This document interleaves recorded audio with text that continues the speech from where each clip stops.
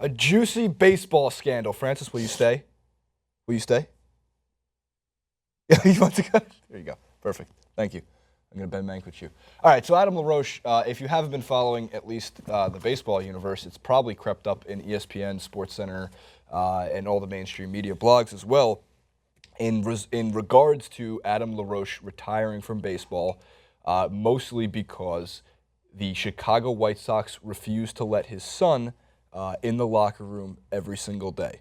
Now, Adam LaRoche's son, Drake, had a nameplate on a locker next to his father, Adam LaRoche, and he would be at the clubhouse regularly, more than 50% of the time, according to players, coaches, Jerry Reinsdorf, who's the chairman, White Sox chairman, GMs, everything like that. So basically, I'm going to start off going back to like last Monday, at least when the story started to break, last Monday, Tuesday. LaRoche made a comment about why he was retiring, and we start with that first quote. LaRoche's locker and his son's locker, complete with the nameplate, still remain in the White Sox clubhouse, yet LaRoche told his teammates that he's not changing his mind, that he's quitting baseball. White Sox outfielder and union representative Adam Eaton said, walking away from the $13 million remaining in his contract.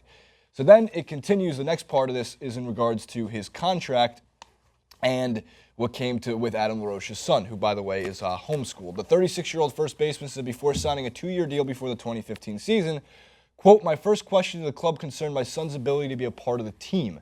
After some due diligence on the club's part, we reached an agreement. The 2015 season presented no problems as far as Drake, his son, was concerned." All right. A lot of the players lashed out against management, not so much because they cared if Drake LaRoche was in the locker room, more so because a lot of backdoor and two-faced representatives, executives within the White Sox were basically caught saying that originally it was fine that Drake was in the clubhouse for as much time as he wanted to be, and then turned back and said no to Adam LaRoche going into the season, one of which being all-star pitcher Chris Sale, who mentioned this, and he's arguing basically on principle. "We got bold-faced lied to by someone we were supposed to trust. This isn't us rebelling against the rules. This is us rebelling against bullshit, plain and simple." All right. Long story short, Adam LaRoche is retired from baseball because his son is not allowed to be in the clubhouse every day. All this negative attention around so much positivity that was here before. You know, we were rolling. We were having a great time. I mean, you guys have seen it. The drills are crisp. Everything was clicking. Drake's honestly one of the best kids I've ever met. You can ask anybody that's ever played with Adam. And I think that's another part of the issue. You know, we're not talking about, you know, some guy and his kid. We're talking about Adam LaRoche. I dare you to find something negative about that guy. It's very nice that he is going family first here. And Adam LaRoche is totally entitled to walk away from baseball if he wants to spend time with his son and more time with his son. There is no place, and I'm citing a lot of Scott Van Pelt here, there's no place in this country where you are allowed to bring your son or daughter to work every single day. You can barely bring your dog to work every single day. I was going to say, would you be, if I brought Luna to work every day, I don't think it would be acceptable. That is where the short end of it is. Whether or not the White Sox management lied to Adam LaRoche, whether or not they lied to the clubhouse, and keep in mind, it's not that Adam LaRoche is the only one that was in favor of this. A lot of the White Sox players, or some I should say, maybe not a lot, were not necessarily comfortable with a 14-year-old being in the locker room for pretty obvious reasons. One, you got to censor what you're saying, or you might feel uncomfortable talking about what you normally talk about in a locker room. Maybe you have a problem with nudity around a 14-year-old, which is a totally normal thing to have a problem with if you're one of the players. I get that he's there. I understand that once in a while, as Scott Van Pelt was saying, there's a bring your son and daughter to work day where everybody does it. But if I brought my figurative kid to work here every single day, it would get a little strange having that around the office 5 days a week as it's a job. If you want to look at baseball or any sport as a job, then it's a job. And it is. And having been in many locker rooms in my life, I know that there are some explicitives that have been said that I wouldn't want my son 100%. or daughter to hear.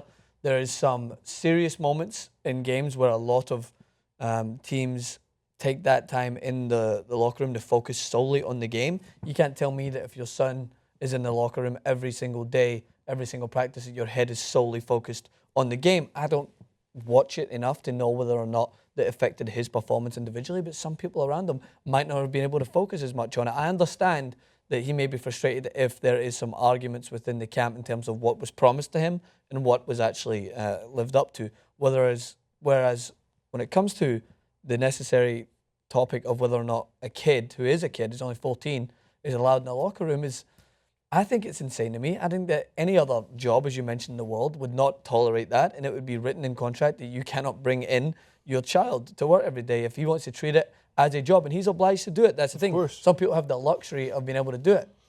But it's understandable to me, if I was involved in that situation, I used to take the time in locker rooms and change rooms to psych myself up mentally for games, play blasting music, play rap music that had some lyrics that maybe your son shouldn't want to hear. And I took that time to focus solely on the game. Some players, even himself, Adam LaRoche, he might not even know it. That might have helped his game, knowing that he was comfortable with his son there. But some players might not have been able to get as focused or be as open in the changing room. And the nudity thing is another very valid point. It's not as much so much here, but in the UK, it is a known thing that players will shower together after a game. Big open shower. Don't need to laugh about this. Like, we're all adults. This is just what happens. And a lot of like jokes and laughter come from teams that do that together. And it would be weird if someone was underage who was in that situation. I think you make great points on that too, especially coming from the aspect of you playing football professionally. You get the idea of what it's like to be in a locker room, and anybody who played even a high school sport understands what it's like to be in a locker room. Yeah, it's the same no matter what level you're at. Right, and it's not, look, I get there's a lot of people who might be commenting like, oh, the PC culture of America is just ruining everything. Like, why can't there be a 14-year-old? Like, they're going to listen to music. If you're going to argue principle that the management lied to you, you have to equally understand the principle that a 14-year-old shouldn't be around the workplace on an everyday basis. They never said Adam LaRoche couldn't have his son in, once a month, because according to both Jerry Reinsdorf and Adam LaRoche and Chris Sale and other people mentioned in the articles, is that he was there 50% of the time. More than 40 of the home games a year, he was in the locker room and during daily practices. Now, they basically told Adam LaRoche, you got to cut that down, and he walked away. There's, by the way, nothing wrong with Adam LaRoche walking away. Honestly, I always put family first no matter what the situation is, especially with work, so I respect the idea that he left because he wanted to put his family first. But it's been negative towards the franchise for doing so. I don't think it's right. Right. You shouldn't be negative towards the franchise. So Chris Sale needs to take a step back, unless he really, really wants Drake LaRoche to play for the White Sox one day. Yeah. His words are noted. And it wasn't just Chris Sale. There was more people that were mentioned in the pieces. And also, the head of the Major League Players Association said Saturday there's no decision yet on whether to file a grievance on LaRoche's behalf, but rumors are that they will. So it's only going to get more tangled up. I really didn't see this as a story. I get that baseball is pretty quiet when it comes to the controversy of recent. It's not like the steroid era, which dominated every headline. Yeah. But I was surprised to see this get picked up so much and so constantly, when in reality, it's just a dad who wanted to bring his son to the game, and instead he left the game altogether. Regardless, I'm curious what everybody thinks and whether or not you believe that Adam LaRoche, his son, should be allowed in the locker room, or any 14-year-old at that point should be allowed in the locker room if you're the kid.